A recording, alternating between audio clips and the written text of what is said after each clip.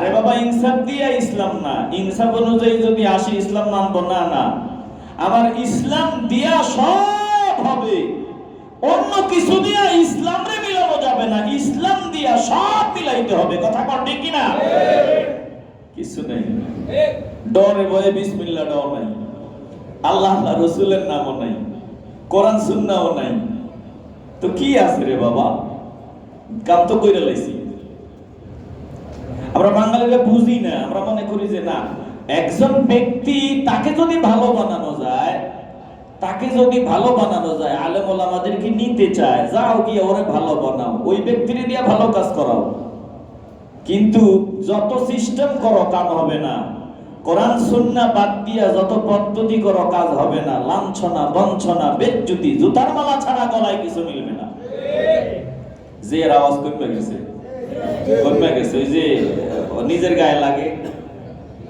আপনি ইসলাম শব্দটা রাখতে পারলেন না, হ্যাঁ, ইসলাম শব্দটাই রাখতে পারলেন না। এত বড় পিডিএফ যেটা দিয়ে সংবিধান বানাইবেন, দেশ চালাইবেন, আফসোস লাগে আমার কাছে। বরং আমি তো দেখছি রাস্তা খুলে দেওয়া হয়েছে, নাস্তিক্যবাদের বেহায়াপনার রাস্তা খুলে দেওয়া হয়েছে। এতদিন 50 জন আসিল মহিলা এমপি, এখন এটা কার্যকর করবো 100 জন, ধাপে ধাপে বাড়াইবো। কি একটা সওয়াবের কাজ করে দিয়ে আসছেন।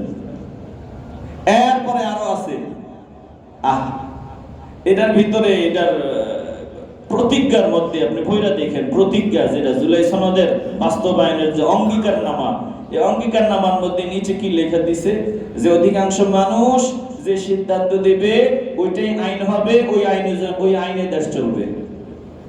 এবার আপনারা বলেন তো, মুসলমানের জায়গা থেকে বললেন, সবাই যদি এক কথা কয়, আল্লাহ যদি কয় না, এবার বলেন তো না না হ্যাঁ, আল্লাহ যদি কয় না আর দুনিয়া সবাই যদি বলে হ্যাঁ, এবার ইমানের জায়গা থেকে বলেন তো আপনি কি বলবেন?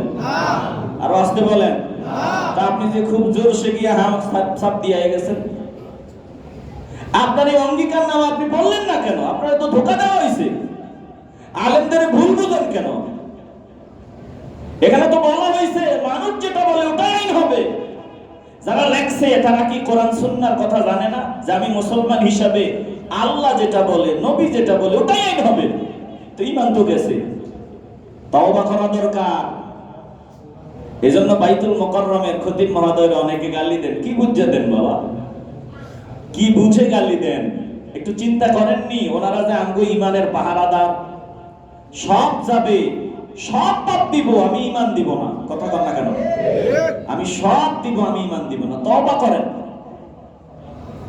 আল্লাহর কাছে মাফ চান, একটু হৃদয় দিয়ে উপলব্ধি করিয়া লান।